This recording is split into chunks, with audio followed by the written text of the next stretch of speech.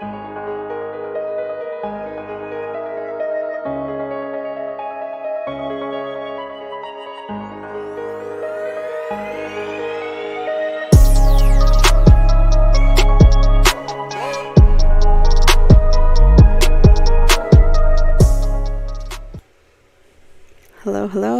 and welcome to Crime in Court.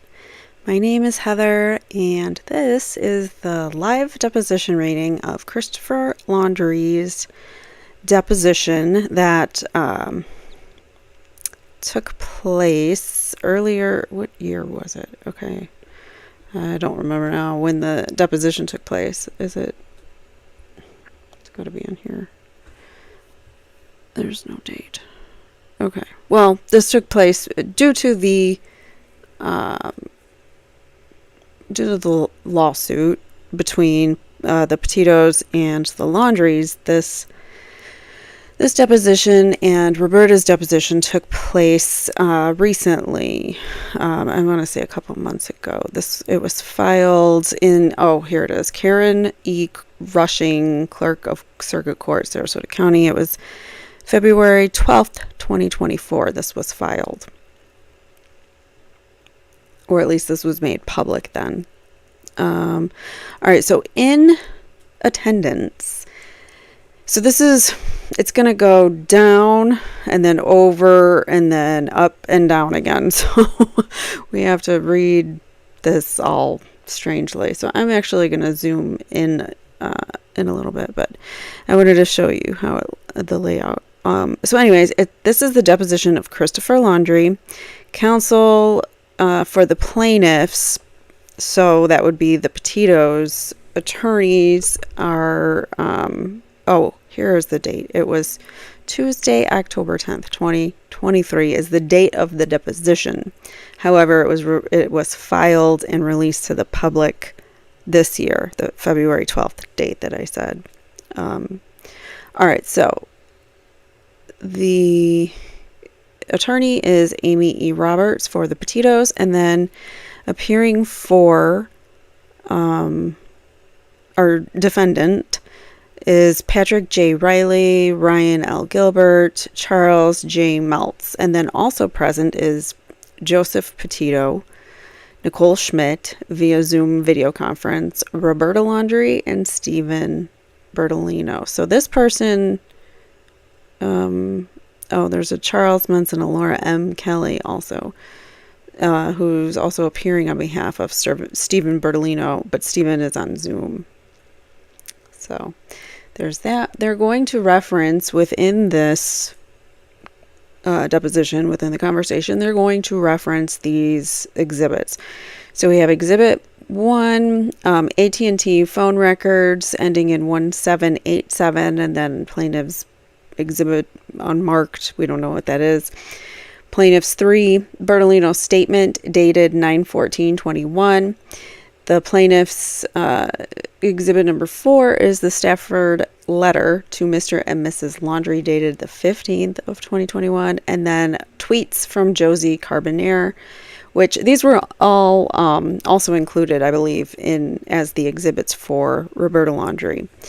So I read them out of order on an accident. I didn't mean to. So actually, I believe Christopher Laundrie was, he sat for his deposition first, and then Roberta sat for hers.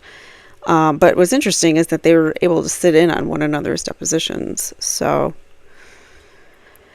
I don't know if it means anything, but it does. But that's what there is, what we have. Okay, so I'm going to zoom in a little bit more so we can really see. And here we have, thereupon Christopher Laundrie was adduced as the deponent herein, and being personally known to the notary, was then duly sworn. He was personally known to the notary, like he knew the person who was the notary. That isn't a conflict? I don't know. Was then duly sworn an oath and was questioned and stated as follows. Yes.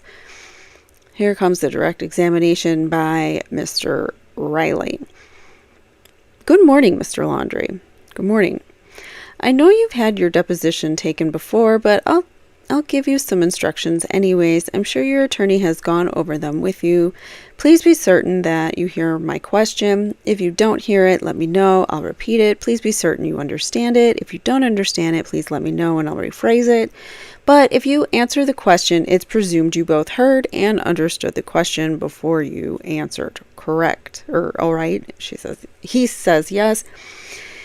Mr. Riley continues, please be certain that you let me finish my question before you start answering. Oftentimes you can anticipate what the question is going to be, but please let me finish because the court reporter... Oh, you know what? I'm going to do this because it's easier. The court reporter can't take down two of us talking at once. Okay. And please answer orally as opposed to nodding your head and shaking your head or saying or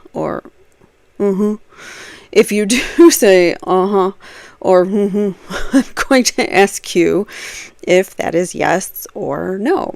I'm not being disrespectful. I just need to have a clean record, all right? Sure. Is there any reason you're aware of that you would be unable to sit here today and hear and understand my questions and answer them? No. Okay. State your name for the record, please. Christopher Laundrie. Mr. Laundrie, what, if anything, did you review to prepare for your deposition today? I just read over my written ones and interrogatories. What? So like his investigations, I'm assuming, when he was interrogated. And we all spoke, but nothing much to prepare. Okay. Other than your attorney and your wife, did you speak with anyone else about your deposition? No. You said we all spoke together. Who else did you speak with? I mean, Stephen Bertolino and, Mr. Gilbert says, Ryan Gilbert. The witness, Ryan Gilbert. I spoke to both of them. Okay, no one else? No. What's your address? He tells them it's in Northport, Florida. How long have you resided there? On and off, but mainly a couple of years now. With whom do you reside at that address? Roberta, my wife. Has anyone else ever lived at that address? Yes. Who? Gabby and Ryan. It should be Brian, not Ryan. And we'll get to the point of time that they lived with you. Have you ever been known by any other name than Christopher Laundrie? No. What's your date of birth? He was born in 1958 and your current age 64. You're married to Roberta Laundrie, correct? Yes. Is this your first marriage? Yes. Is this her first marriage? Yes. Do you recall the date of your marriage? It was July 14th of... I'm not sure of the date of the year. Okay. And did you and your wife have children? Yes. Okay. And their names, please. Brian and Cassandra. What is Brian's date of birth? He was born in 99. And what was Cassandra's date of birth? 89. Wow, 10 years apart. What is your current telephone number? What is your current telephone number? It ends in 1787. In the last 5... So that's the phone number that the AT&T records are of. That's his number. All right. So in the last 5 years, have you had any other telephone numbers? No. Do you recognize the number 9308? That's a business address, phone number a while back, I think. Yeah. Okay. For what business? That was C&R Specialty at the time. How about ending in 1783? That's not familiar to me. I don't remember that phone number. Do you have your service with Singular Wireless? No. Who is it with? AT&T. How about 3557? I'm not familiar with that number either. What is your wife's phone number? I don't know it actually. That's on my phone. Okay. How about any phone numbers for Brian? I don't know his phone numbers. They're always in the phone. I never really remember them. No. Prior to the current address, where have you lived? How long ago are we talking about here? Where did you live immediately prior to the time you lived at your current address? It was in Medford, Long Island. Do you know what the address was? No, it was a couple years ago. Do you recognize an address of something in Venice? Yes. What was that property? That was a rental property I had. Do you still own that property? No. When did you sell that property? Oh, a few years ago, a little over 2 years ago. Did you ever live there? No. Did any of your family members ever live there? Yes. Who? Brian. Over what period of time did Brian live there? Oh, well, it was about almost a full year that he lived there. But do you know? When? I believe it was 21. That year we came down to 2 years before. So I'm not really sure, but it was a year before we came to live in the house 2 years ago. And all right, so in 2021, you came to live in the house in Northport. Yes. Prior to the summer of 2021, how long had you been living there? Since December of that year, 2021 or 2020. I'm not really sure. I think I moved down here 2.5 years ago, approximately. Well, prior to the time of the incident that brings us here for this cause of action, how long have you lived at that address? How long did I live there? Prior to that, yes. I was there maybe 4 or 5 months. Okay, you had mentioned December earlier. Did you move there in December? Yeah. So it would have been December of 2020. Yeah, that's a possibility. It was that time period there. We were maybe 2 years ago. I don't know the exact date I moved down there. Okay, have you ever lived, going back to the redacted property, did anyone live at the property with Brian? Yes. Who? Gabrielle. Have you ever owned property at some redacted address in Northport? That's the one we're speaking of. No. I'm sorry, I misunderstood the first time. The property that I was speaking of, you told me about address redacted. I then asked you about another address in Venice that I never lived in. That was a long time ago. That was prior. I gave you. That was a mistake. I thought you were talking about Linksman at the time. Okay. Did any of your family members ever live at redacted address? No. So when you told me that Brian and Gabby lived at that property, was it at redacted? Yes. In Northport? That's the property. Yes. When did you sell that property? January of this year. How many properties do these people have? Jesus. That's a lot of properties. Okay. How about address redacted in Sayreville, New York? Did you ever own that property? No. Oh, I'm sorry. He names another address. Yes. No, that was a UPS address. Okay. That was my business shipping address. So it was a mailbox address. We lived there for a year. Okay. What is your... Whoops. No. So that was your mailbox address. Yeah, the USP. Yeah, sorry, guys. The UPS. Okay. How about redacted in Venice? No, that was the rental property. Did you or any of your family members ever live there? No. Do you still own that property? No. Did you ever own redacted in Bayport, New York? Yes. And was that your residence? That was my residence. How long did you live there? About 10 years. Which was the property you moved? Strike that. The property that you lived in immediately prior to the time that you moved to Northport, which property was that? The Medford. Okay.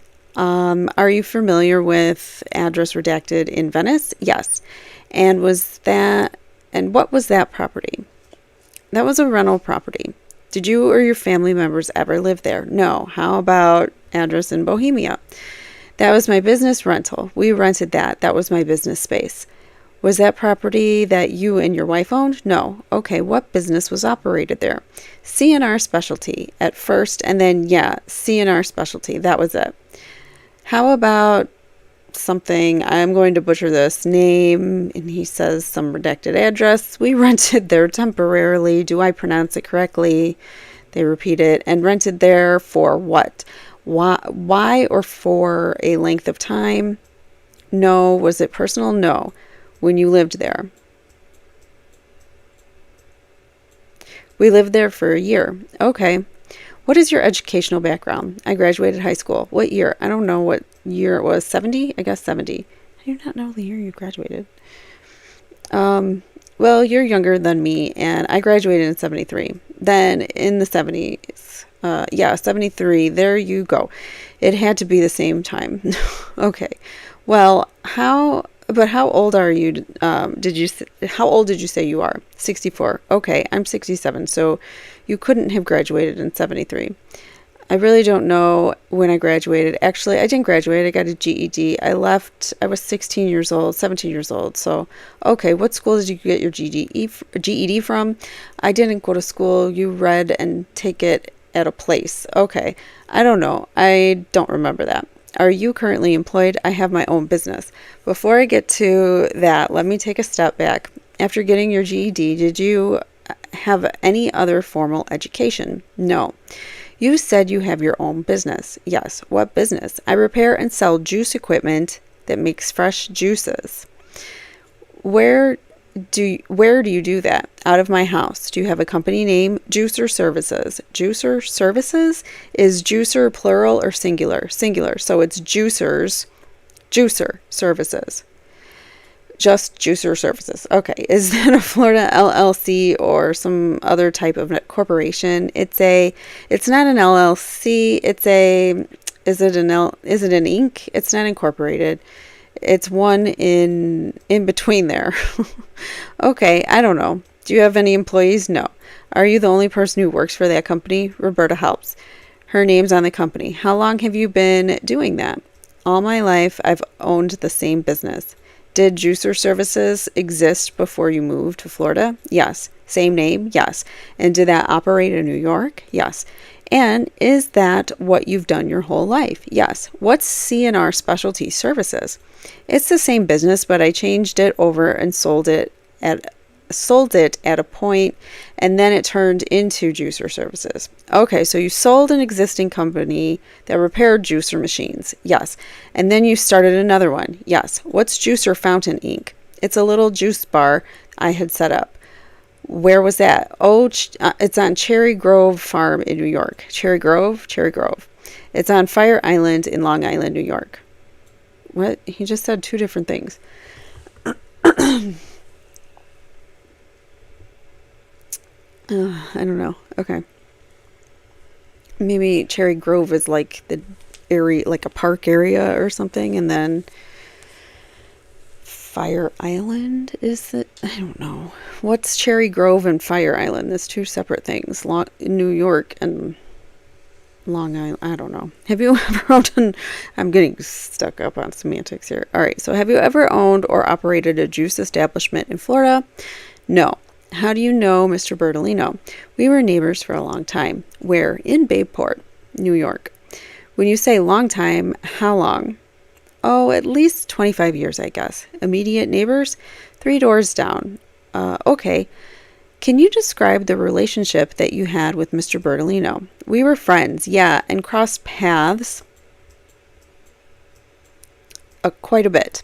Have you ever been in any kind of business relationship with him? Well, I made investments. He made, I owned real estate with him.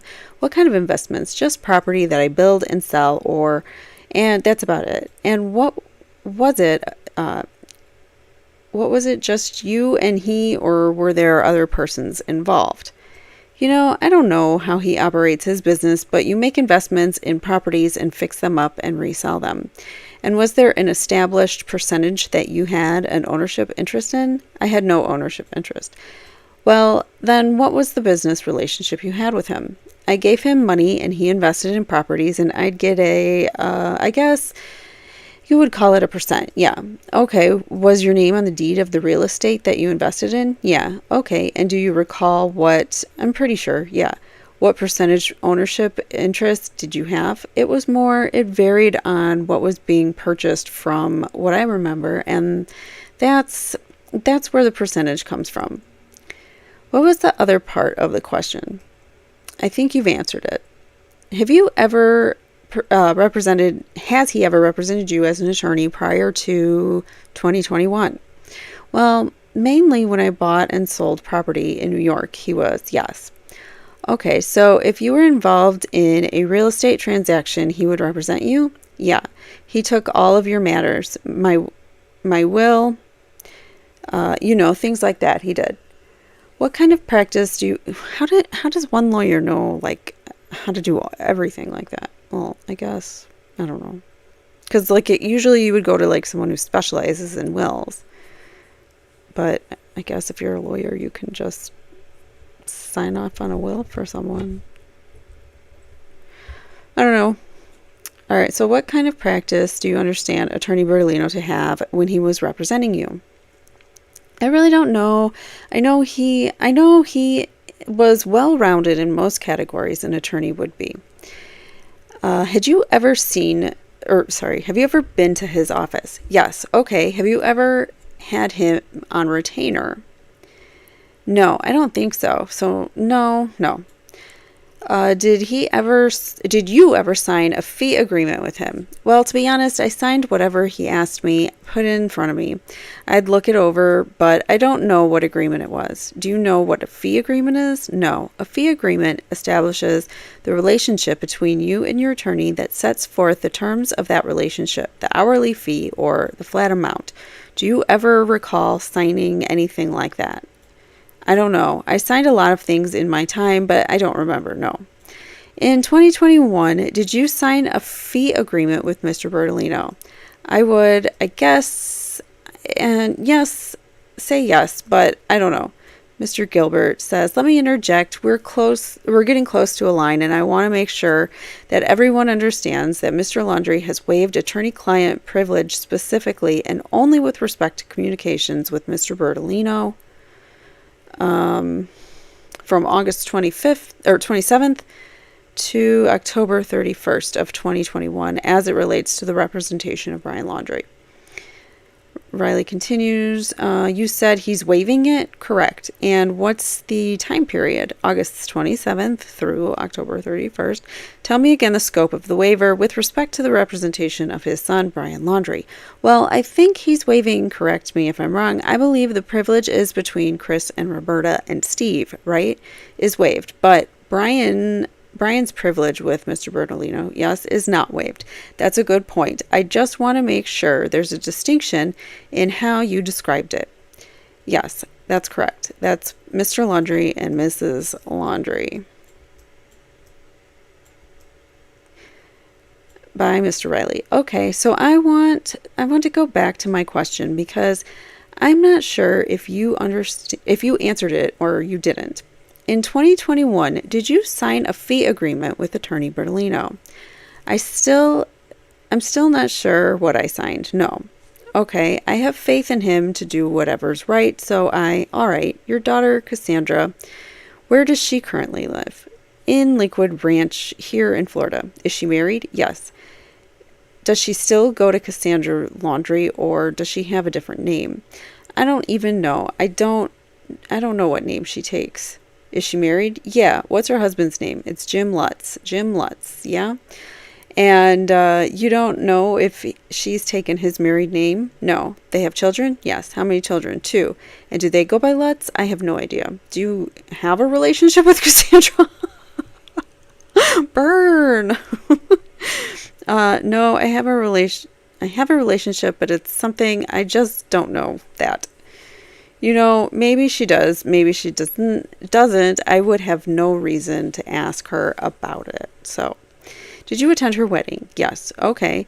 And you don't know if they announced that she was now Mrs. Lutz? No, it was no. Okay. This guy doesn't remember anything. He says he doesn't remember anything a lot, and he doesn't know anything. All right, so, okay. What was the date of Brian's passing? I believe the 13th of September. This guy can't even get the month right. All right, so what leads you to believe it was the 13th of September? That's the day he left my house, and I never saw him again. Okay. How old was Brian when he passed? 22, I think. Where did he go to high school? In Bayport on Long Island. Do you know the name of the high school? I think it's called Bayport High School. Do you know where he graduated or did he graduate? Yes, he did. Do you know where he graduated? I don't know the year. Did he have any post-high school education? No. So he didn't go to a trade school or a community college. No. Okay. So what did he do after he graduated from high school? He moved down to Florida and he worked at Publix. What's Publix? Toledo Blade in Northport. So as soon as he graduated, he moved down here. It was pretty much maybe a month or two after he graduated. And you don't know what year that was? I don't know exactly, no. Where did he live? He lived in our house. Which one? And Laundrie provides an address, but it's redacted. Do you recall what year you purchased that property? I don't recall the year, but I kind of know the number 8 years ago, like 2015. Yeah, that sounds correct. And you're testifying that he moved in there right after he graduated. Yes. Did anyone else live with him? No. How long did he stay there? He stayed there. My timeline through all that is not fresh in my mind, but I believe he stayed there 2 years at least. Oh, sorry, my neck is killing me. All right, so during the 2-year period, did anyone live with him? No. What did he do after the 2-year period? Well, we did move down at around the same time frame, and we lived there 7 months ago. Yeah, about 7 months ago together, and then moved back to New York. Okay, were you a snowbird? No. Okay, so sometime in 2015 you moved down. Yeah, that sounds right. You stayed about 2 months or 7 months. Why did you go back? Well, it was all around health issues. For who? Roberta. So after that 7-month period when you go back, when is the next time you went to Florida? When we moved to the last time I told you we were down here. When we moved to the last time I told you we were down. Okay. So December of 2020. Yeah. Okay, during that period, you said Brian was there for 2 years. So that would take us to 2017. So from 2017 to 2020, did anyone live in the house? Yeah, I'm very confused on all that. You know, I know Brian moved down here ahead of us. You know, when he left high school, he went down there. He lived there for, I believe, 2 years. We moved down there and lived together about 7 months. I don't really recall the dateline of that episode of Dateline. Was there ever a time that the house was vacant? Yeah, in the beginning, when I first bought it, it was vacant. Yeah, okay. How about after you bought it until 2020? When you moved down there? It was the only way I could tell you that is Brian moved down. We moved down a couple of years and then lived there for 7 months. I don't have this timeline in my head right at all. I don't think. Do you have an issue with your memory? Apparently so. Yeah. Have you ever been diagnosed by anyone as having memory issues? No. Other than yourself and your wife and Brian, did anyone else ever live in that redacted property? Yes, my daughter lived there for a time. When did she live there? Well, we moved back. We moved back to New York. Brian had come back. Can you give me a moment? All right. Sure. To think about this here, because we moved, Brian went down, we went down, we moved back, then we went back down for a period. Brian was there through the whole time, and when we moved out from high school, he was there the whole time when he moved out from high school, sorry. All right, so we moved back twice to New York, so we rented a little place, an apartment. Roberta got sick. That's the only way I can go through this is Roberta got sick. So we moved to Florida thinking we were staying. Brian was already there. We lived there a few months, and Roberta was nervous about a lot of things, didn't want to be there. We moved back to New York, and then we moved back to New York. We discovered that she was sick, and then Roberta had surgery in New York. We moved back to Florida. Brian was there the whole time, I'm assuming. Brian was the whole time there. He said that like Yoda, he did. We moved back to Florida and got treatments for Roberta in Florida for 7 months, and then Roberta didn't want to stay again. So we bothered about finances of what we all went through there, as far as financially. We moved back to New York, and she went back to work, and we lived there 2 years in an apartment in Medford, and then moved back to Florida. Brian lived but the timeline is we moved back after renting. Does he know? Like, he's just rambling. After renting for 2 years, and that's when we landed in Florida, and Gabby, and then moved in with us in the house in December. That's what I have. But you said Cassie lived in the redacted house. Yes, Cassie. Okay, we moved out. Brian moved back to New York with us and actually was down there a little ahead of us because we were looking for a place to rent. So he was there, and then he moved into an apartment in Medford with us. Cassie was living at redacted because she sold her house and we were letting her live there. It was good for both both of us that she was in the house. It's good for both of us that she was in the house. I don't know what that means. And then after the 2 years, it was planned that we were going to move back to Florida.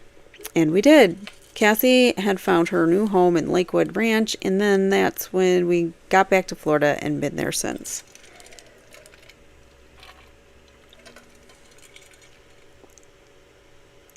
That was an awfully long story. I thought. Anyways.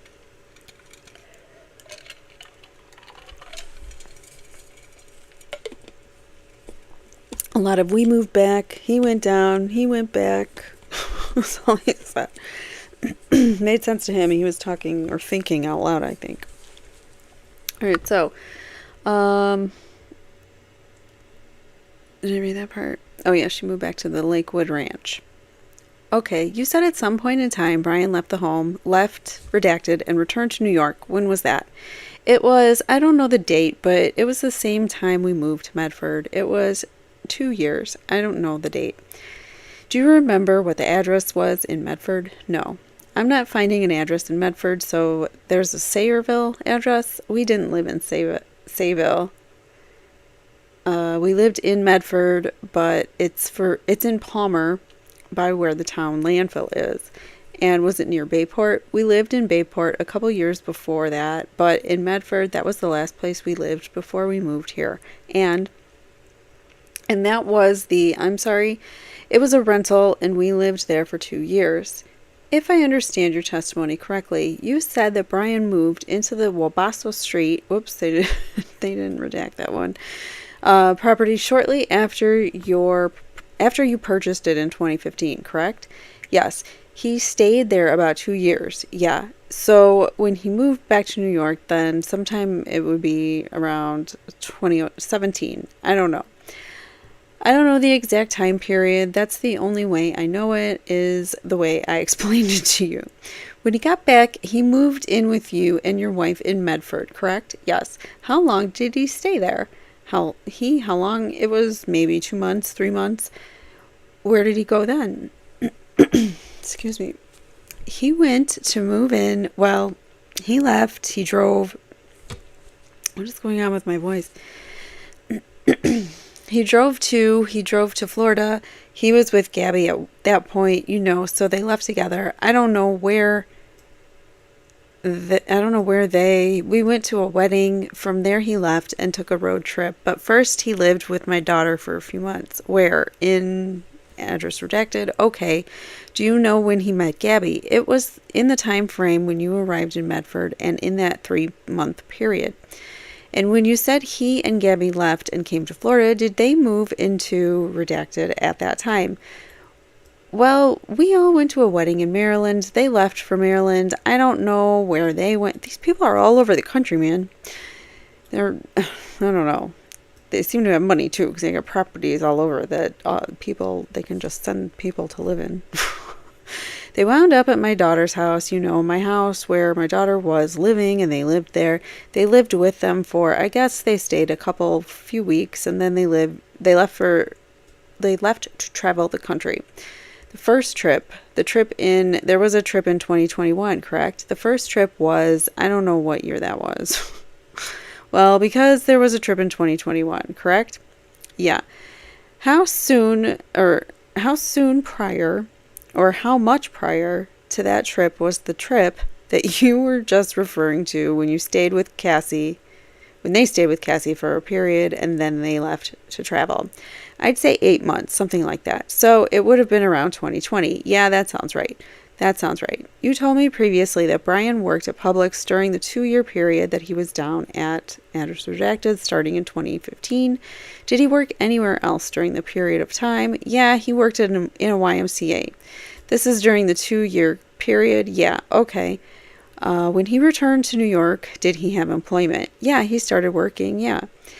Where did he work? He worked at a greeter at the door. He worked at a pub, a greeter at the door in Bayport. At what? A pub. I think it's called The Horse, something or other. How long did he do that? Well, since he got there. How long did he continue to do that? Until he left. I guess that was a few months. Okay. When you say he left, is that when he came down to Florida with Gabby? Yes. When he came down to Florida, did he have a job? Well, no. At that point, I don't know what they were really doing. They were at our house with the daughter. I don't think he worked in that time frame, and then they went on a road trip. Okay. What were Brian's hobbies? He liked to hike. He liked to stay fit. So he did a lot of activities. He liked to draw. He liked art. Did he ever tell you what he wanted to do as a career? Yeah, he wanted to actually have a farm. Have a farm? Yeah, what kind of farm? Well, he was trying to figure that out. There's many options. Prior to dating Gabby, did he have any other girlfriends? Apparently, I don't know. I think a couple. You don't know who they were? No. Did you ever, prior to 2001, hear any claims that Brian had been involved in DV? No. Did he have any anger issues? No. Are you aware of whether he was ever involved in a fight prior to 2021? No. He was not. I hate when they just say, are you aware? And the person says no, because I don't know. Like, no, he didn't have any fights, or no, I'm not aware. They don't always clarify that. In this case, it's not necessary, but in other cases, sometimes it's really important to clarify what you're saying no to. Like, when you ask a question like, are you aware of? That's what you're asking. Do you have any knowledge of fights? But it's a bad example.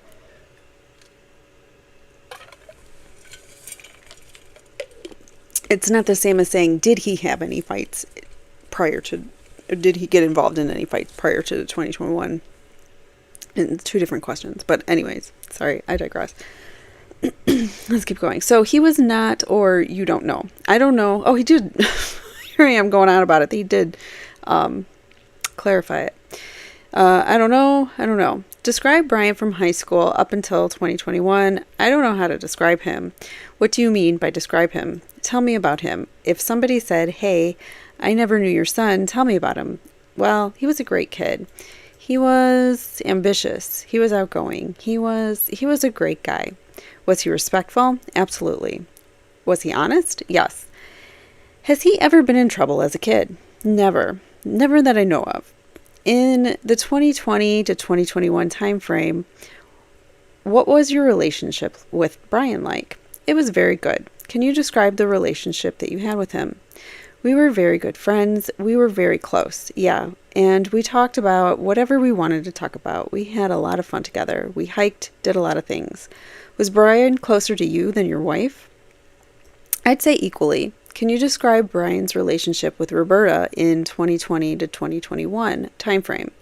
I think everything was normal, usual. There was nothing that I knew. I can't speak for her. Do you remember when you first met Gabby? Yes, I do. And when did you first meet her? When Brian, a couple months when we got moved into Medford. So a couple months before you moved into Medford, a couple months in living in Medford, a couple months after you lived in Medford. Yes, when we moved into Medford, within those 2 months we met her. So what were the circumstances of meeting her? I was surprised because I had never heard of, he didn't speak of her, but I was surprised that he just came home with her and introduced her, and that's all. How did he introduce you to her? Let me rephrase that. How did he introduce her to you? He spoke of her one day right before, and he said he wanted to introduce us the next day, and he came home with Gabby and introduced us. Did he say what their relationship was? No. Do you know if they were dating at that time or they were just friends? I really don't know. Brian introduced her and it all went from there. Do you know if they went to school together? I know they went to the same high school. Okay. Do you know if they knew one another in high school? Knowing now, I didn't know then, but now I know that they did, that everybody crossed paths and he knew of her. Do you know when they started to date? No. What was your initial impression of Gabby? She was very nice. She walked in the door and we spoke. A fine impression. And you don't know when they started dating. I would have to guess when he moved back there. Within the last 2 months. I don't know. When did Brian and Gabby live at the redacted property? When did they move? Are you asking? Yes, I'd say January in 2020, I think. Okay. How long had they been dating before they moved there?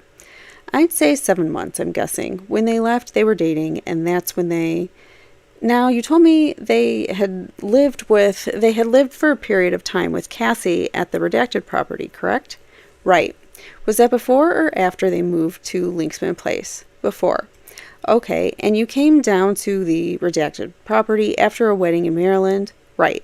Whose wedding was that? Roberta's niece. Do you recall when that wedding was? I think it was October. I'm unsure of the date or the month even, but I think it was October. But he does not know a lot. And when you said that they lived at the redacted property for about a year, I think, correct? Or maybe I didn't ask you, how long do you think they... Yeah, about a year. Okay. Was it just the two of them? Yes. Do you know if they were working then? Brian was working, and I don't know if Gabby was working. Where was Brian working? He worked at a liquor store, ABC liquor store. How long did he work there? He worked until COVID. COVID came, and everybody was worried about it. So I said, yeah, fine, take a break. You don't have to work if you're worried about it. And then I don't know when he went back to work, but he went back to work at Publix at that point. And you don't know during that 1 year period if Gabby worked. Well, I know eventually she worked at Taco Bell, but I don't know when. Okay, you testified that you moved down to redacted in December of 2020. So during that year period of time that Brian and Gabby were living at the redacted property, did you and your wife come to Florida? Once. In that year period? Yeah. Okay, and at some point, did Brian and Gabby come to live with you at another redacted address? Yeah, that was when we moved down for good, for her finally settled in and moved there. And Brian, they wanted to live with us. Why did they want to live, or why did they want to leave the whatever property, the redacted property? Because it wasn't renting it at the time, and Brian felt... it was enough. He was going to live with us for a while and I could either rent or sell. So in December of 2020, when you and your wife moved down, they moved in with you? Yes, that trip, the first trip that you talked about, they took. This is so confusing. Like we keep going in circles talking about when they moved. And this guy can't remember anything. So that trip, the first trip that you talked about, they took. Was that during the period of time they were living with you at Wabasso? No. The first trip they left our house, the rental in Medford, and took a road trip out west and back, and when they came back, they stayed with Cassie. Okay, in your house. All right. So this was after the wedding. Yes. So after the wedding, they took a road trip out west. Right. And then they came back to Florida and stayed at Redacted with Cassie. Correct. Do you know where they went? Where they went out west? Yes. I know they went all the way to Oregon. So where there was in between, I don't know. Did they ever get engaged? Yes. Do you know when they got engaged? Somewhere along that trip, I think. The first trip? Yeah. Did you ever have any concerns about the relationship between Brian and Gabby? Any normal concerns of somebody new, somebody, making commitments and all, but otherwise, no. Do you recall any specific concerns that you had? No, I didn't have any. Did you get to know Gabby? Yes. What did you think of her? She was very nice, very respectful. What were your thoughts on her joining your family? We welcomed her. Did you love her? Yes. Did your wife love her? Yes. Was your wife jealous of her? Not at all. I kind of think she was after reading Roberta's Depo. Do you recall an incident in which your wife made a cake or a pie and Brian and Gabby were sitting and talking and not paying attention to your wife and she got upset and threw the cake or pie away? I don't remember that. No. Did your impression of Gabby ever change over the time period that you knew her until her passing? Well, we were all living together. We left it was just a little bit of everybody moved in together, so it's a new experience. So otherwise, that's about it. But did your impression of her ever change? No. How long did they live with you on Redacted? Well, 5 months, but Gabby came and went. I'd say 4 months, really. What do you mean she came and went? Well, she'd leave for a week, go back north and wherever she was going. Yeah, so I'd say, the amount of time away was quite a bit. Did you ever have any disagreements with Gabby? No. Did your wife have any disagreements with Gabby? No. Did you ever see any disagreements between Brian and Gabby? No. Can you describe their relationship as you observed it, please? I thought it was a very good relationship. They were young. 2 young people really trying to have a good time, and they did, as far as I know. Had they planned a wedding date, to your knowledge? No, I thought they wanted to get married quick, but that didn't happen. Did you ever have any concerns about their relationship? No, just the normal one anyone would feel, You don't want him to get into something quickly or not quickly, but that they might not be, but I don't, that's normal to me. I think he's just trying to say, he doesn't want him to rush into things, but he just has a hard time expressing himself. Have you ever, prior to December of 2021, met Joe Petito? No. Have you ever met Nicole Schmidt? Yes. Where did you meet Nicole? At her home. Where? In Blue Point, Long Island. What were the circumstances of you meeting her? I was picking up stuff that Gabby asked me to get. What kind of stuff? Oh, a skateboard, and I don't remember the other items, but it was not very much.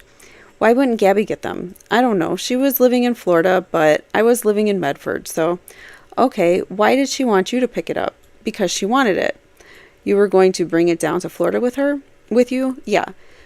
This was prior to the time that you moved down? Yeah, on a trip down there, I was bringing it down. Did you meet her husband at that time as well? No, I only met Nicole. How long were you at the house? Oh, 10 minutes. Was your wife with you? Yes. Is that the only time you've met Nicole? No, we met her again picking up some more things for her. At her house? Yes. Was there any other occasion where you met Nicole? No, the trip that Brian and Gabby took in, I believe it would have been 2020. What did they travel in? Is that the first trip or yes, in Gabby's car? Okay. Were there any issues during that trip that you're aware of? No. How long were they gone? I don't know. They never came back. So they went to Florida. So I don't know how long they were gone on their trip. I don't remember. Okay, let's move to 2021. When did you become aware that they were planning another trip? The week before they left. How did you become aware? When I became aware is that they put stuff in the storage unit. That's when I became aware. And how? And I'm sorry, I just get confused by the time. Where were they living at this time? When they went on that trip? In our house. Okay, on redacted. Yeah. Okay, and you learned that they were going to take a trip because you moved things to a storage unit. Or they moved things, sorry. Yes. What did they move to the storage unit? A lot of stuff in boxes. I don't know what they owned. Why did they move it to the storage unit? I have no idea. You never asked them? No. Okay. Did you ask them to remove some of their things from the house? No. So tell me, you saw them or that they were moving things to the storage unit. Tell me how that conversation about the trip came up. Well, I didn't see them move it, first of all. Okay. I saw a receipt that was on the counter one day, and that's when I realized, because they lived in the other half of the house and we gave them their space. Okay, so you saw a receipt on the counter in the house. Yeah. And did you then have a conversation with them about the receipt? Yeah, that's how I discovered they were going to take a trip. Tell me what they said. They said they were going to go back to New York. They were going to camp their way down to New York. That's what Gabby told me. And then they were going to move in with her grandfather and get their jobs back. So they, if I understand correctly, they were going to travel to New York, right? Camp along the way, right? And you said that they were going to live with Gabby's grandfather. That's what she said. Where did he live? I don't know where he lived. You don't know what state? I know it was Long Island somewhere. Okay. Then why did he say I didn't know? I don't know where he lived. Okay. Did they say why they were going to go back to Long Island? No. Did you ask? No. It was what they said. You said they were going to get their jobs back. What jobs? Well, I assumed he worked at the Bayport Flower House also before, so that was his last job there, So that's what they said. And what was Gabby going to do? I don't know. Did they tell you that they were planning to take a trip out west? No. The van that they took on the trip out west, did it used to be owned by you? Sorry, that really, the way that's worded is strange. Did it used to be owned by you? No. Who owned? Do you know where they got the van? That was a surprise to me. They even had it prior, so they bought it. I wasn't living there then when they bought the van. So they bought the van prior to December of 2020? Yeah. At the time, when you saw the van, did you know whose name was the title in? No. Did you come to learn whose name it was in later? Yes. Whose? It was Gabby's name. When did you learn that? That was, Brian told me, I don't know, months later, I guess. I don't know when. He told me really, but he told me. Well, did he tell you before or after the trip? Before the trip. Did he tell you how they paid for it? No. Did he tell you who paid for it? No. Did he tell you how much it was, what the purchase price was? He did. What did he tell you? $7,000, something like that. Okay, prior to the time that they left for the trip to New York, did they make any renovations to the van? Brian did, yes. What did he do? He made it into a camper, basically. Tell me what you remember he did. Well, he put a vent fan and a ladder on it. He built bedding. He ordered storage, and that's about it. And then made it look nice. And they didn't tell you that they were going to take a trip out west. Just that they were going to New York. That was it. I know they took a trip before, that they went on weekend trips in it, so I thought that's why they made the van. When did they leave for Florida? A few days into June. Did you have communications with Brian when they took that trip? No. Do you know how long it took them to get to New York? No, but I know they were targeting the graduation date for Gabby's brother. Which brother? The one who is graduating. You don't know his name? I know it, but I don't know it now. But if you tell me, I would recognize his name. Did you speak with him when he was in New York? No, I don't think so. Did there come a time when you learned that they were taking a trip out west? No, I did learn it, eventually, but I didn't know they were already out. That they were already out on the trip when I found out. How'd you find out? I looked at a phone record and seen if Brian called anywhere, and one call he made was to, when I checked the number, was a realtor in Utah. So that's how I found out. Why didn't you ask Brian if he was traveling? When he called me, I tried contacting him and I didn't get, he didn't call back, and he called me, and I don't know when he called me, but he called me and told me that they were on this trip. Did he say how long they'd be on the trip? No. Did he say where they were going? Yeah, he said they were going to eventually be somewhere in Oregon. Okay, did you ask him why they were going on the trip? No. Were you curious about why they were going? I have no idea why they went on the trip. I don't have an idea. All right, so did you have any concerns about the fact that they were on the trip? No, I just don't know why they went, that's all. But I didn't ask him. Did you have any concerns about them going on the trip? No, they're adults and they made their own decisions, and that's what they do. Besides going to Utah, did he tell you where else they would be going to? No, I have no idea where they were going. Do you know if, strike that. So from the time they left the home in beginning of June until that phone call that you had with him when they were already on the trip, did you talk with him in between that time period? I think I spoke to him once. Do you know if your wife spoke with him during that period of time? I don't think so, but I don't know for sure. I don't know. I don't think so. Was there ever, this guy's answer is, I don't know, for everything. Was there ever a time where you became aware of any incidents between Brian and Gabby on the trip? No. What vehicle did you use for your juicer business? Now? No.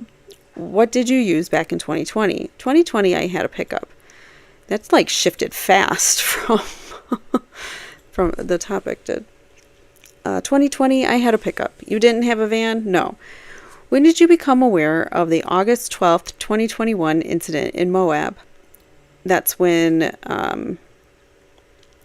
Brian likely laid hands on Gabby. People saw that, and the police were called. They were came out to like the side of the road where they were having this argument in public, and they had to break them apart. It was clear. There's video of it everywhere. You probably know, but just reminding the people that might not. All right, so when it was on the news, that's when he found out. Okay, and when was it on the news? I don't know the exact time, but it was on the news. After they returned from their trip, after Brian returned from the trip, it was after. So you weren't aware that there was a domestic violence incident in Moab on August 12th of 2021? No. Do you know if Brian spoke with your wife about that? No. No, you don't know, or no, she didn't? No, I don't think so, no. When's the next time after June of 2021 that you saw Brian? When he came and visited? When was that? It was in August. Okay, does August 17th sound right? Yes. Yes? Yes. And why did you come back to visit? Or why did he come back to visit? It was just to, apparently, he said he wanted to empty his storage unit. Why? To save money. And what was done with the items in the storage unit? He put it back in the room that he was staying. Was the storage unit emptied in total? Yes. Okay, I guess that was a poor question. Was it emptied? The storage unit was emptied. It was emptied, yeah. How long did it take him to do that? I don't know, not long at all. I don't know, but you go pick it up, an hour, 2, 3 hours, he's done. Why is it that Brian came back to do that instead of asking you to do it? We offered to do it. He seemed anxious to come home, to say, maybe he just wanted to come home, Well, that was 5 days after the Moab incident. Was there anything that you observed about Brian when he came home and caused you any concern? None. And he didn't tell you that there had been a police incident between he and Gabby just days before? No. And he seemed fine? He did. Did he have any bruising on him that you're aware of? No. Did you know why he came alone? I don't know why he came alone. I thought he just wanted to come and see us and say hello. Did you ask him why Gabby didn't come home with him? It sounded as if she wanted him to make her website so that was the only reason The only reason that he said she couldn't do it while she was there. I don't know. Okay. That doesn't make sense, but all right. Did he tell you where she was staying? Yeah. What did he say? Well, staying in the hotel. I don't know where exactly. Did he say why she was staying in a hotel? She didn't feel safe, so Brian put her in a hotel. Yeah. Oh, so they knew something. She didn't feel safe, and Brian put her up in a hotel. They know so much more than they let on. All right. So did he talk with you about that trip? Not really, no. Did you ask him where he'd been? No. Did you ask him how Gabby was? Yeah. What did he say? Everything was fine. How long did he stay home?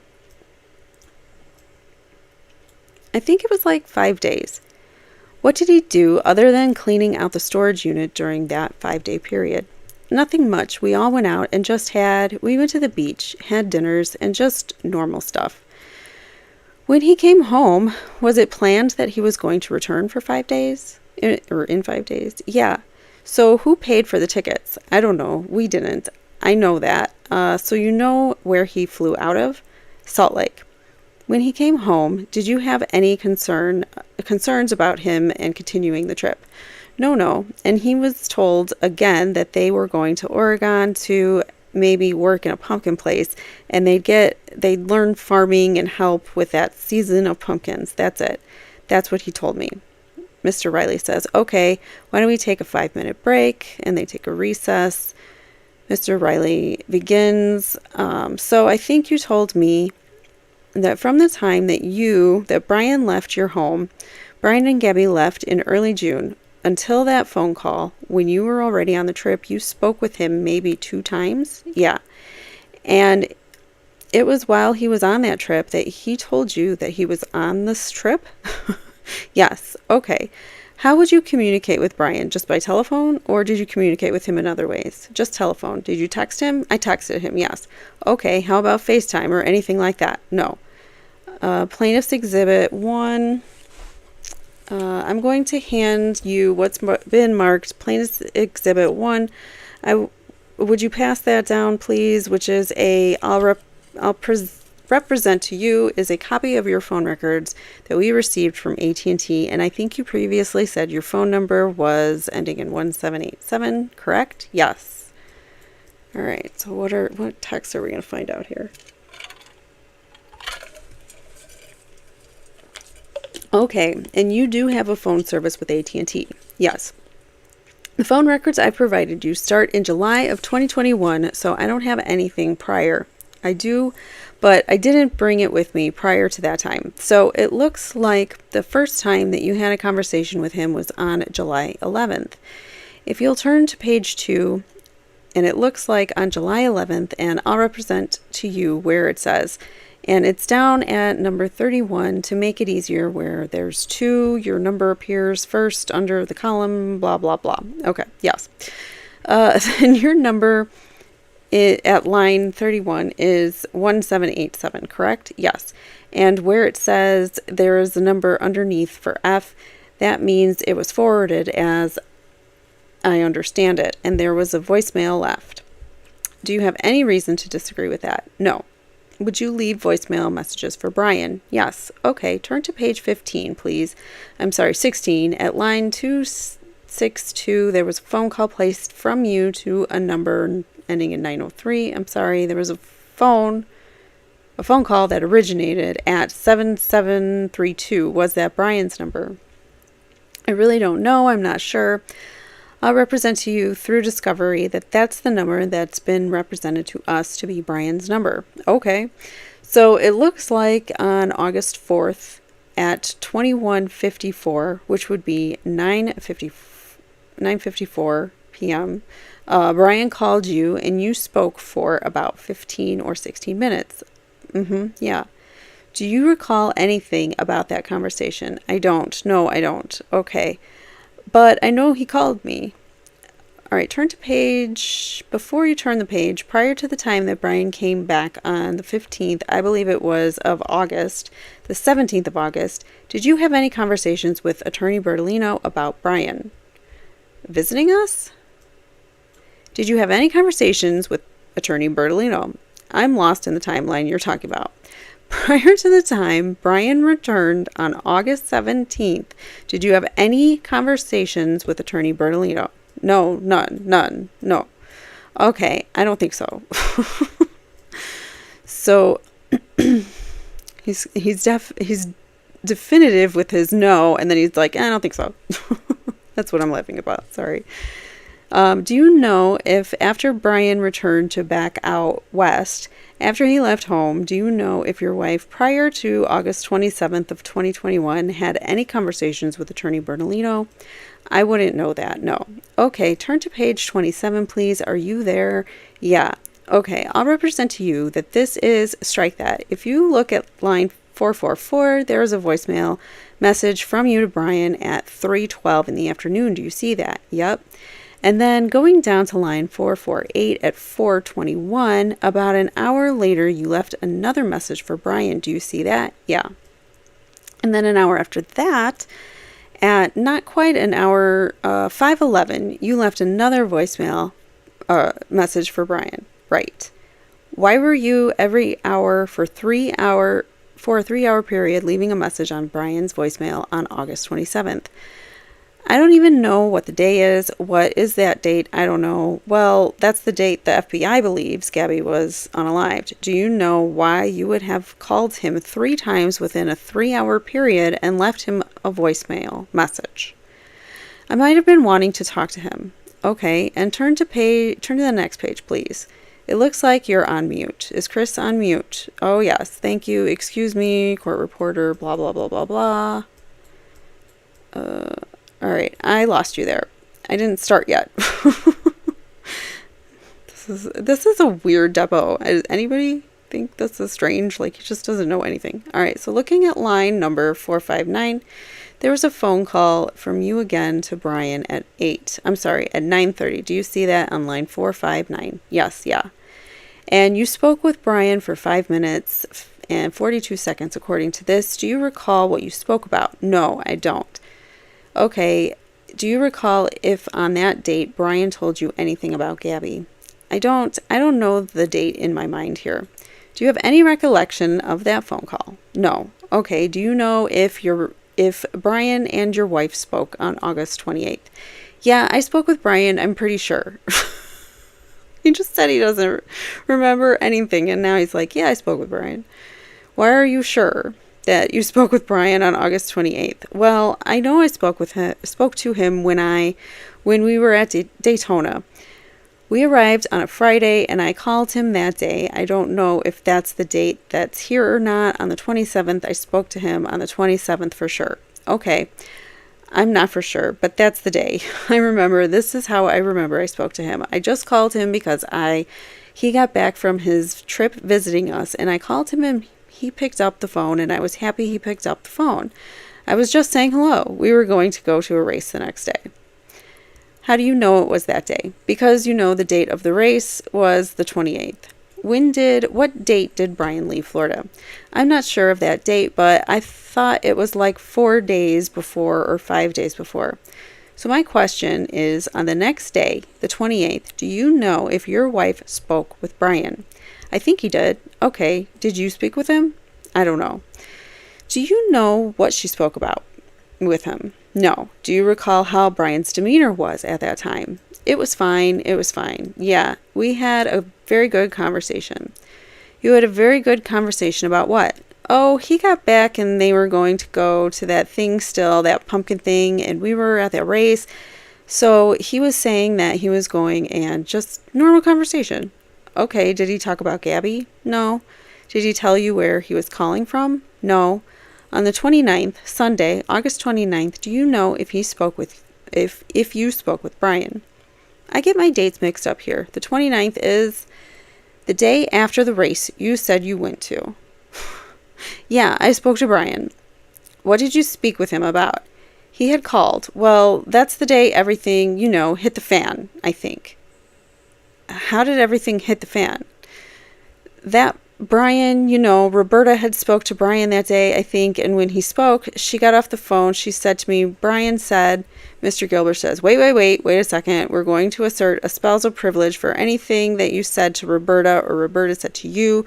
So I'll tell you not to say anything that you said to her and that she said to you. So that was one of his attorneys speaking up for him. Mr. Riley continues, without telling me what she said to you. How did the shit hit the fan that day? I didn't say that. How did the stuff hit the fan? Things hit the fan. How did things hit the fan that day? Well, what did you learn about Brian? I called Brian because, I felt I should call him. So I called him and that's what I did. And what did you say to him? I asked him, how is he doing? And he, he was not calm and he got very excited and told me things had, Gabby's gone, and he got very frantic. Everything was, frantic and quick. Gabby's gone. Meaning what? Well, I have no idea what he meant. Well, what else did he say? Well, it was quick. He said, and he was very panicked, and he said he didn't know what to do. He said, can you help me? And he might need a lawyer, Okay, I think this whole thing, that was him reaching for an answer because he doesn't want to say what they talked about. Because everything was, well, he said this and blah, blah, blah, And I asked him why he wouldn't tell me. He was very frantic. Everything was frantic. And I started to not really comprehend. And then he said, just, can you help me? And I said, okay, I'll help you. And I calmed him down and I said, I don't know. It was all mumbled and I still don't remember everything that happened. But, he had said he needed help and to get an attorney. And I told him, yeah, I'll help you. I'll call Stephen Bertolino and just stay put. And then I asked him again and he just said, just help me. And I said, yeah, I'm going to. So stay calm, stay put. And he hung up. Did he say where he was? He did. He just said he didn't. In this section over here where we read it, he said he didn't say where he was calling from. Wow, this guy's a liar. Where did he say he was? Jackson. Jackson what? That's all he said. Jackson, Wyoming? He didn't say that. Was there any other Jackson out west that you're aware of? No. Did he say he'd ended Gabby's life? No. He said she was gone. And he said it several times. And he was frantic? Frantic. And he said he needed a lawyer. He did.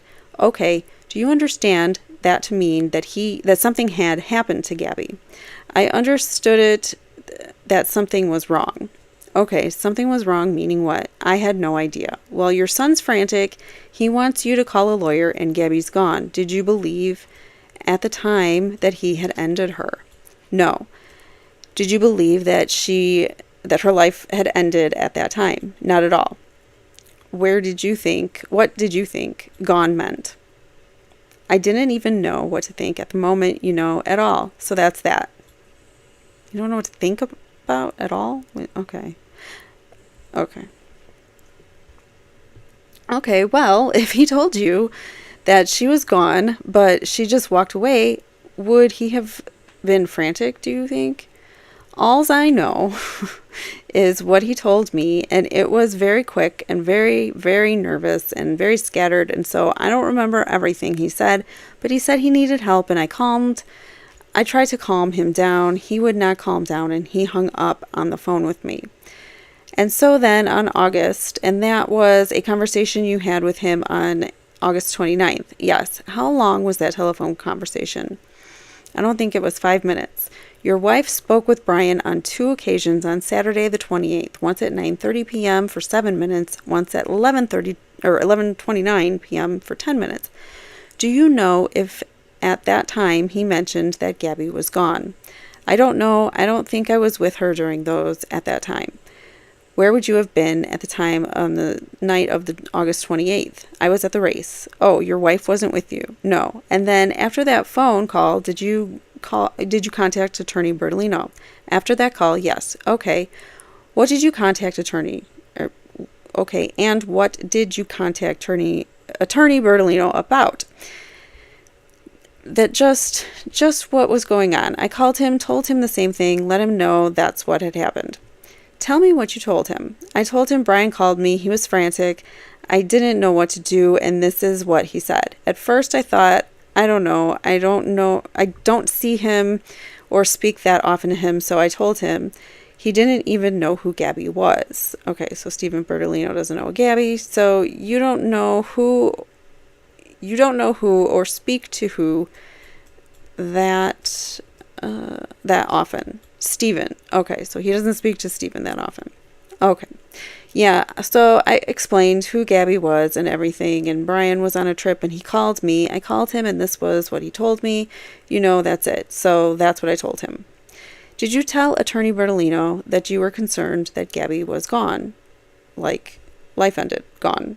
After the conversation of how frantic he was, and it was something that I had thought we had to consider. So at first, and Roberta did this too, she said, no, I didn't think anything about it. Like, I didn't think she was gone. But then later admit that, yeah, it did cross my mind. So, I don't know. Okay. So on August 29th of 2021, your son told you that Gabby was gone and you had a belief that she may be unalive, correct? I didn't know. Okay, but you had a belief that she might be unalive, correct? I didn't believe that, no. You didn't? So what else would gone mean, and that your son was so frantic? What else? What other possible interruption could there be of that? I don't know. I had no idea, but I can guess a million things for you. Well, okay, did you guess one of them, that she just walked away? Yes, it's a possibility. And if she just left, but that's great. But he didn't say she left, did he? He said she was gone. Okay, and if she just left and walked away, do you think he would have needed an attorney for that? It was a situation of how frantic he was. I had no idea what to think. He asked me to get a lawyer and I couldn't get any more information from him. Okay, and I did what he asked. He didn't say that she walked away, right? Not that I know of. I don't remember, but I don't think he did. He didn't say that she was kidnapped by anyone, did he? No. What did Attorney Bertolino say to you? Well, he said, then we did discuss that, maybe something seriously happened and, we would act accordingly to keep everything. We don't know. So that's that. What? So Gabby was someone who lived with you, correct? Yes. Someone you said you loved, yes. And you knew that her parents would have wanted to know if something happened to her, correct? Yes. Okay. Did you consider calling her parents? No. Why? You never even considered calling her parents. I didn't, no, because I had no reason to at that very moment to think anything was going on. Gabby took off and did things that she was on her own free will, so I had no idea where she was. Well, Brian never called you frantically and hung up on you when she'd taken off and gone off on her own free will, had he? I don't understand that question. What is the question? You said that she'd taken off before of her own free will. Isn't that what you said? Yeah. Okay. And should I call him then? No. But Brian he never called you and was frantic when she did that. Did he? Yeah, I don't know. You don't know if he ever called you when no, look. I know what he said on the phone, and that's how I responded. Okay, but he never called you before on those moments when she just walked off on her own, right? No. Okay. And he never told you on those occasions that she was gone? No. At any time prior to the time that Gabby's body was located, did you consider calling her parents to let them know what had happened? I was concerned for everybody. Everything, So, it was very difficult to deal with, so I don't know what the hell to think. So, well, you're concerned for everybody. Did that include Joe Petito and Nicole Schmidt? Yeah, I was worried about everybody. I was worried about Gabby. I was worried about everybody. Okay, so what did you do with that concern about Joe Petito and Nicole Schmidt?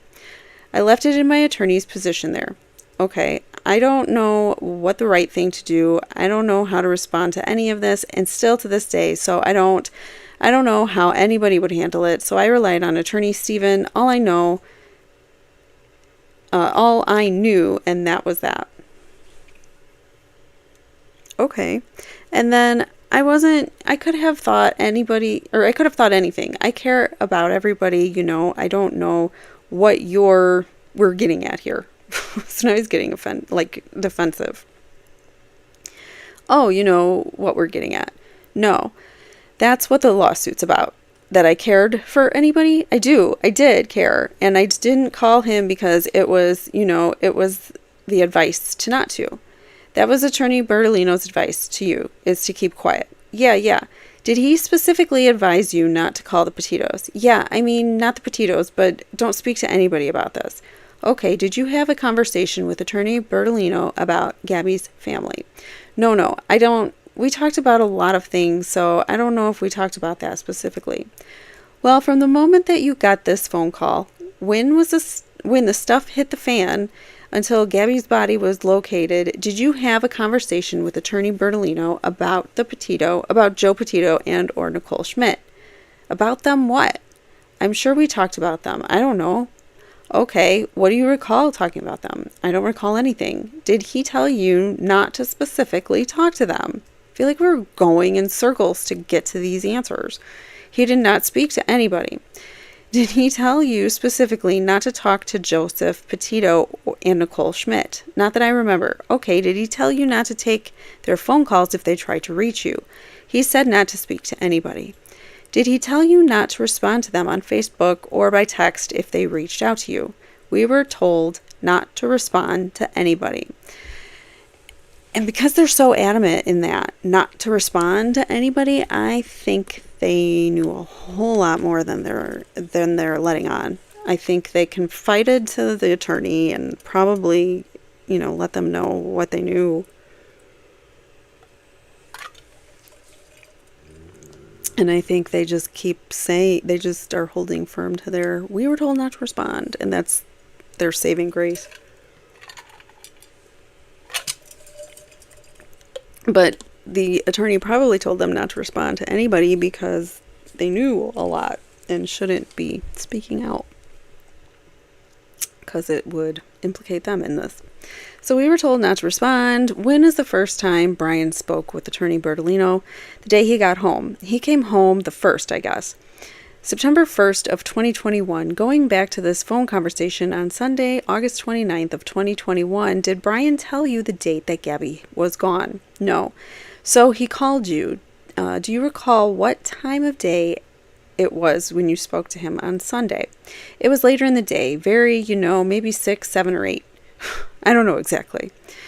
Was that before or after he spoke with your wife? That I spoke to him? Yes.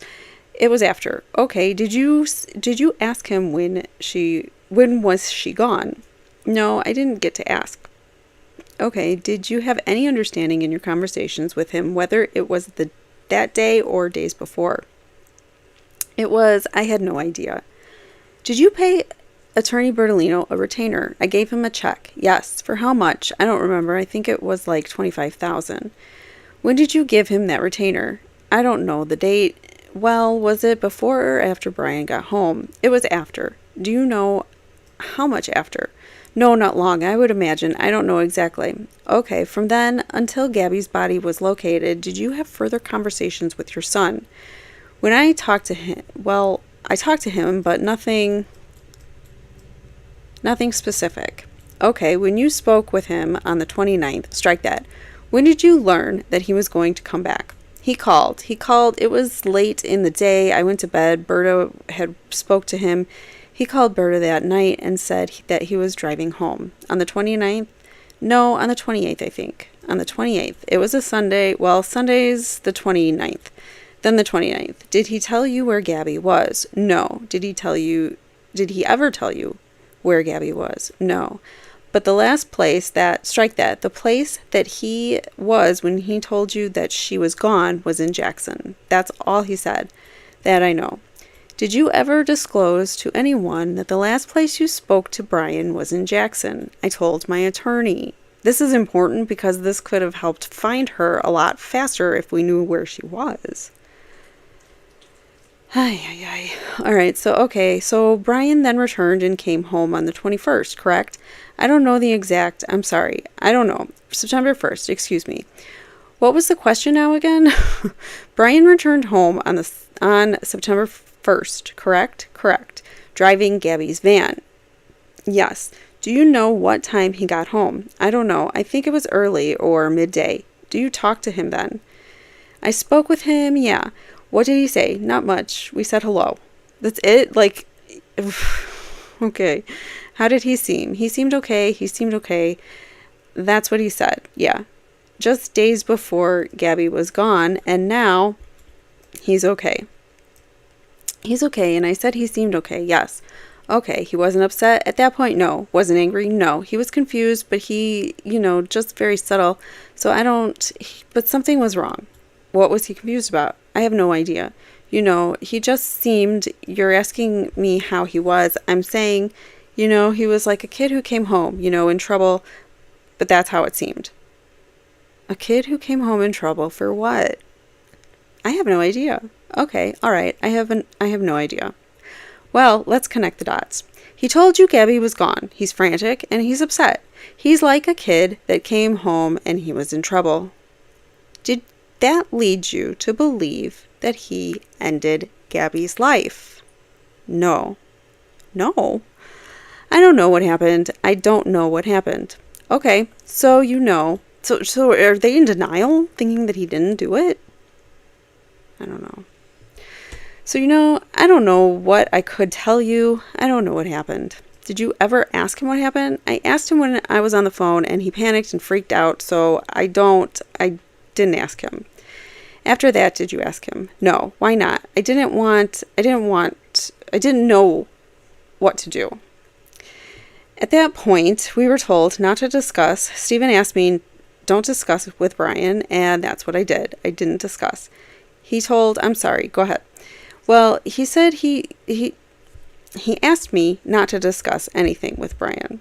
He didn't want you to talk to your own son about possibly what might have happened out in Wyoming.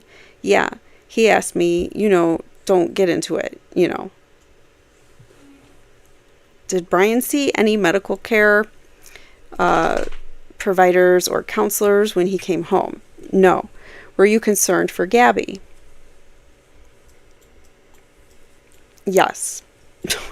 What was your concern? Where is she? Where was she? Well, did you have a concern that if he ended her, she might be out in the open somewhere? No, because Gabby came and went. Gabby did what Gabby wanted to do, so I didn't know. Okay, these parents are in denial. But your son returned home after a frantic call in her van. Yeah. So you didn't have a concern about her. I did. Okay. I said, I was worried maybe I don't know what happened, so I'm speculating. I won't speculate anything. Did you? Alls I know is that, I was waiting for Brian to tell me something. I laugh at the alls I hate that when people say alls I know. Anyways, did you have a concern that her lifeless body might be out in the woods somewhere unprotected? Of course, I wondered about Gabby. So, I don't know where she was. I didn't know what to do. At that point, I was following the advice, and I'm not speaking of Gabby to Brian. And what was inside the van when Brian returned home? I don't know. I didn't see. Did you help him empty out the van? No. Do you know if Roberta helped him empty out the van? I don't think that she did. Did he empty out the van? He brought stuff in, yes, and actually I didn't see, or pay attention to it. You told me earlier there was a bed or a mattress in the van, correct? I didn't tell you that. Well, you told me that he put something in there to sleep, didn't you? Oh, yeah, he built a van to sleep in, yeah. This guy and his answers. It's like you get called out immediately for your lies, and you're still, whatever. Okay, so was there a mattress in the van when he came home? I have no idea. Did you assist your son in removing anything from the van to avoid the police seeing it? No. At any time, did Joseph Petito reach out to you after August 28th of 2021? I don't know. Did Nicole Schmidt reach out to you? I don't know. Do you consider how the Petitos might be feeling not knowing where their daughter was? I'm a considerate person. Of course I was. It was not a pleasant thing for anybody, I'm sure. That's all he has to say. It's not a pleasant thing for anybody. Well, you could have made an anonymous call to report something, right? I have no idea. That's not my place. I'm taking advice from an attorney, and we're just doing what he advised. Did you feel any obligation at all as a parent to contact the Petito family? Anybody's going to think that way, but I didn't, You didn't feel that way? No, I didn't do it. I should have done it, maybe, but I didn't. And then that's that, but what to do? Gestures. What do you do? I don't know. Anyways, so, well, your son went missing at some point, correct? Yeah, and you know how awful, of course, that feeling was, right? Of course. So that what they were going through, Joe and Nicole Schmidt. Not really, because I have no idea really what happened. Well, what do you mean you don't know? Their daughter was missing. I don't know what happened. She was missing. Yes, she was missing. But I don't know what happened. I don't know. Gabby could have left. Gabby did anything. Like I said, you said it. I didn't say that. Well, you were concerned about your own son missing, weren't you? Of course. And distressed about that. Of course. So you can imagine they felt the same way. Right? Of course. What do you want? What do you want me to tell you? Do you want me to tell them that that I'm not sure of? Okay. I want you to tell me you knew their pain, but did nothing about it. Well, I didn't know what to do about it. I wasn't able to help anybody. When did Brian leave your house? The 13th of September? September. After Brian got home from September 1st until September 13th, what did Brian do? We all just did normal things. Did normal things? Yeah, we did normal things. Your son ended someone and you just did normal things. I have no idea of that. You went camping. We did. What other things did you do? Well, we went out to a park. We took hikes. We did normal things. When Brian left on the 13th, did you know he was leaving? No. What was his demeanor on or about September 13th of 2021? It was very normal, fine, calm. Attorney Bertolino had used the word grieving. Was he grieving on that date? I couldn't say he was, no. Okay, did you tell Attorney Bertolino that he was grieving? No. So you don't think that he was grieving on that date. I don't know what he was thinking that date. Did you authorize Attorney Bertolino to tell the public that Brian was grieving when he left on the 13th of 2021? I don't remember authorizing that, no. Well, when you gave him a retainer of $25,000, what was that to retain him for? It was to represent us in what was going on. Why did you need representation? And that's how I thought anybody would want representation. Why? Because it's what anybody does. Well, but you didn't. You knew Gabby was gone. You're not willing to admit that you knew her life had ended. You think you could have walked away, or that she could have walked away. So why did you need representation? Because we didn't know where Gabby was, and I don't know. That's what you do. What does that have to do with not knowing where Gabby was? I don't know. Did you ever try to get Brian out of the state? No. Did you ever transfer money or move money around to get to him or to get him out of the state? No. Was Attorney Bertolino hired as your spokesperson? No, not that I specifically hired him for that. No. He was the one who spoke on your behalf and your wife's behalf and Brian's behalf, right? Yes. Is that something you authorized him to do? Yeah, I didn't actually say I authorized it, but I was fine with it. Did you ever learn at any time that you and your wife were the subject of a criminal investigation? Yes. When? When the FBI was speaking about Roberta knowing something. When was that? I don't know. It was, I guess, really, I don't know. I don't know. Was it before or after Gabby's body was found? I think it was after. And do you know what date Gabby's body was found? Yes. What date was that? It was the 19th of September. Yeah. So it was after September 17th that you learned that you were possibly the subject of a criminal investigation, or your wife was. Well, no. But that's, what's the question again? Sky. All right, you told me a moment ago that you learned after Gabby's death that that your wife was possibly the subject of a criminal investigation, correct? Well, that's when she was. Okay, for what? They thought that they had some sort of communication or some sort of electronic thing.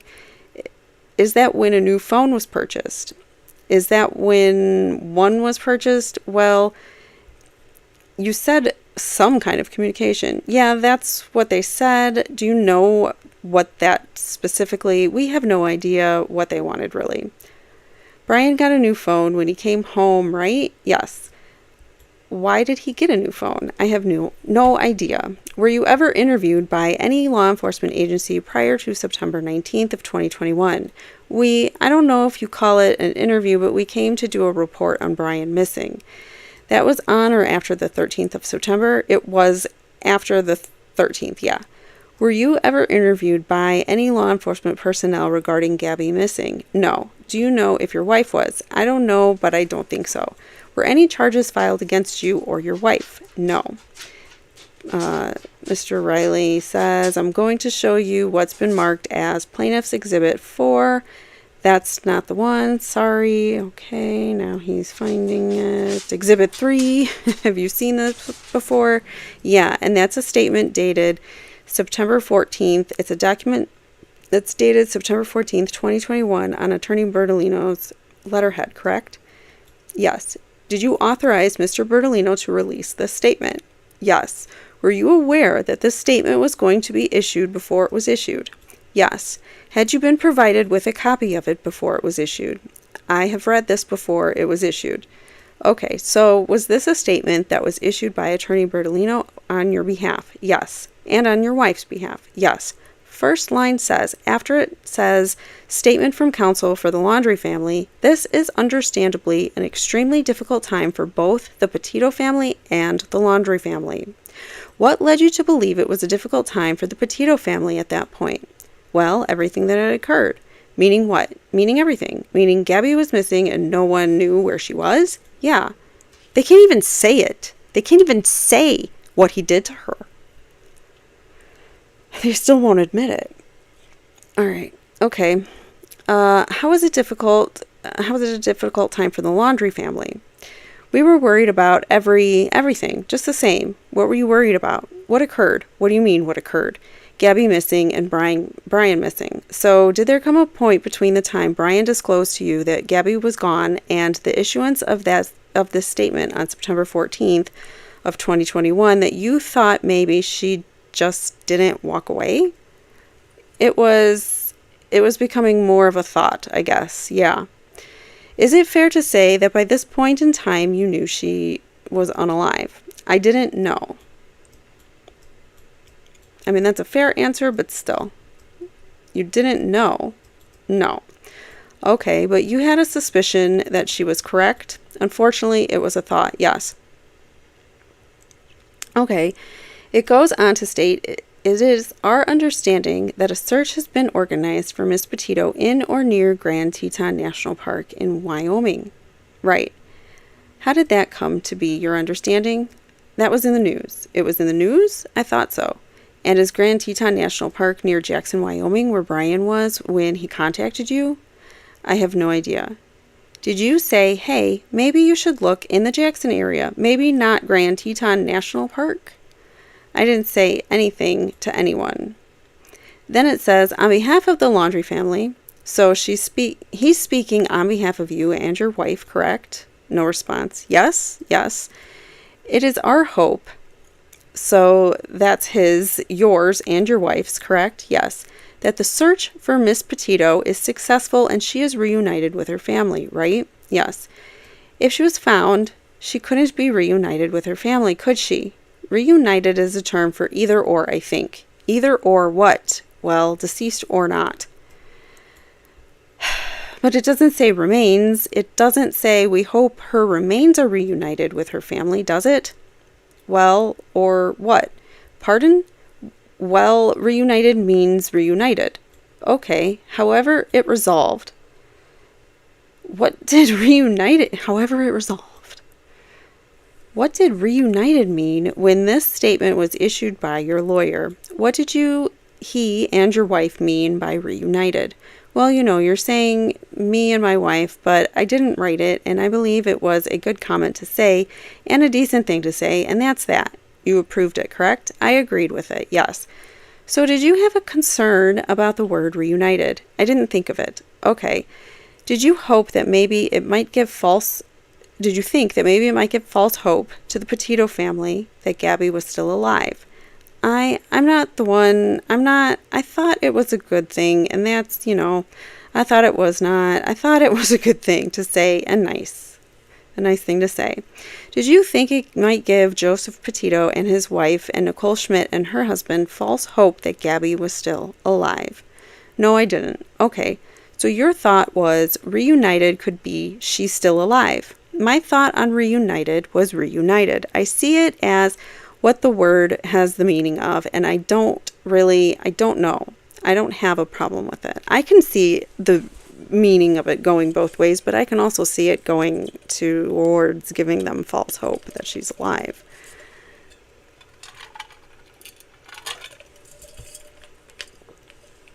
And it still just, to me, seems like they know more than they're letting on. All right, so you're asking me if I had a problem with it. I don't have a problem with it.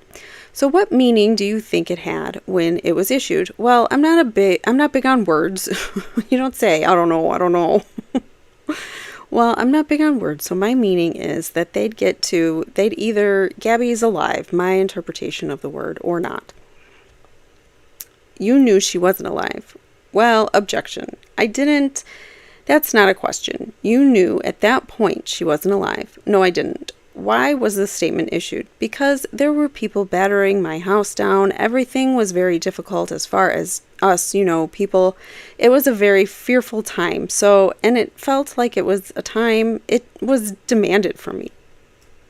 Okay, so now he feels like he was pressured into it because all the people were angry. So how was this statement going to stop from acting the way they were acting? I have no idea. Let me finish my question. Let him finish his question. How was this statement going to stop people from reacting the way they were in front of your house? Well, I don't think it would stop them, but I thought it would be an awareness that, they were calling out. Okay, so that's that. Were you looking for sympathy or for yourself or your family? No, I don't want sympathy. When you saw that there was a search in Grand Teton National Park, did you check to see if that was anywhere near Jackson? No, I didn't. Did you ever consider the statement might cause harm to the family? No, not at all. Did you think the Petito family on September 14th, 2023 was really concerned about your hope that the search was successful? No, it was my hope, and then it would be found. Everything would be resolved. He's still not saying her body, which his son, unalived, would be found. He's just saying the whole thing will resolve itself. Oh, it's just going to resolve itself. These people are living in a cloud, man. Do you think they really cared about what your thoughts were at that point? I don't know what they thought. What am I supposed to do? Now, let's look at Exhibit 4. Have you seen this letter before? No. God, I don't think I have. Were you aware that a statement was issued or that this letter was issued by Attorney Rick Stafford on behalf of Joe Petito and Nicole Schmidt on September 15th of 2021? I was aware of it now, I think. I saw something on the news about this statement. Okay. Did Attorney Bertolino provide you with a copy of this letter? I'm not sure. Did you or your attorney on your behalf respond to this letter? I'm not sure, but I think we may have. How do you think you responded? I don't know if we responded, actually. So, do you think you saw this back on September 15th? I think I saw it in the news. You saw it in the news? Yeah. Okay. So you're aware that the family was reaching out to you and your wife. Yes. And you chose to say nothing. We didn't know what to say to them. We had nothing to say. We didn't have information for them. You what? We didn't have information for them. Well, you knew she was gone. I know. In your son's words. And that's all the information that was known. And you knew that your son was upset and frantic when he called and when he told you that she was gone, correct? Yeah, but that's that. But that's that. He keeps adding, but you knew this and you knew this. Yeah, but that's all we knew. You could have told them what you knew at the time, right? We didn't know very much, and I thought everything that they would know, that they would have known, was known. I believe so. Okay, let me show you what's been marked as Exhibit 5. Did you know on the 19th of September that Attorney Bertolino, on behalf of you and your wife, was going to issue a text message to the press saying that the news about Gabby Petito was heartbreaking? I remember seeing this, yes. Okay, did you approve it? I was aware of it. Why was the news heartbreaking? Because Gabby was deceased. Was it heartbreaking? He finally said it. Was it heartbreaking the day before this email, the text message was issued? It was heartbreaking all along, the whole situation. Let's take another 5-minute break. And then we begin again. Mr. Riley says, all right, Mr. Laundrie, you testified you gave $25,000 to Attorney Bertolino, correct? Yes. What was that $25,000 for? Representing us. I mean, what more would it be? Well, was it to represent you, your wife, and Brian? I'm not really sure. You gave $25,000 to someone and you're not sure why you gave it to them? Great question. I mean, that's how I would have asked it. Well, to represent us, I don't know the definition of, I didn't know how much it entails, but it was for us, all three of us. So it was for all three of you. I believe so. Okay, do you have any hobbies? Me? Yes. Fishing. Anything else? No, not really. Hiking? Okay, do you like cars? Yeah. What kind of cars do you like? I like a lot of cars. Are there any that are your favorites? Are you asking about a Chevy Nova? I don't know. I'm asking what your favorite is. Well, it was one of my first cars. It was a favorite. Yes. Okay, do you have any shirts with cars on them? Yes. Okay. When Gabby lived with you, did you notice that she had electronics like a computer or a laptop or an iPad? Yeah, she had all those things. And she was always on her phone or her iPad or her laptop, correct? She was on all of those things, yes. When Brian came home in the van, did you notice that her laptop and her iPad were in the car, in the van? I didn't notice anything like that, no. So you didn't notice that the iPad and the laptop and the drone that she had been brought into your house? No.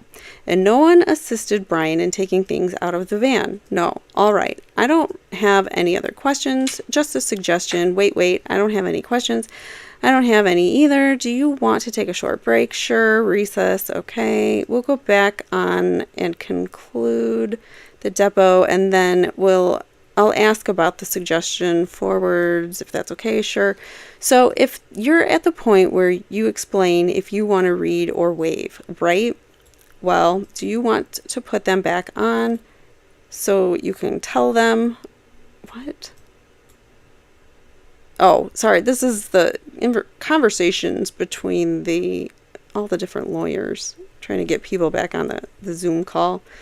I don't think it's necessary because we conclude here. So the court reporter ends. The deposition ends at 11:29. So that was it. This was signed by this. So they took their break and then they never really came back, at least for questioning.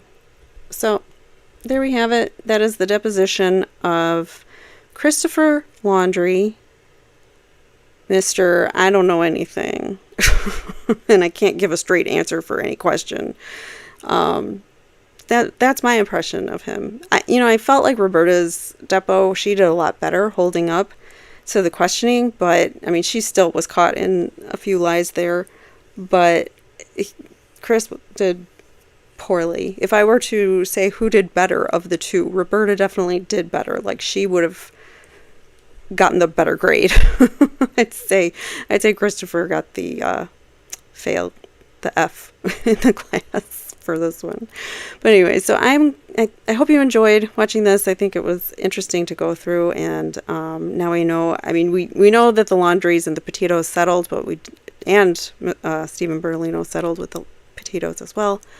We just don't know for what, and that will probably never be disclosed, and that's okay. But now at least the world kind of knows what Roberta and Christopher Laundrie know now that we've read the Depos. So thank you so much for sticking around, watching this with me. Please don't forget to hit that like button, subscribe, and give me a comment. Let me know what you think about this. And I'll see you in the next one. Take care. Thanks so much for watching. Bye.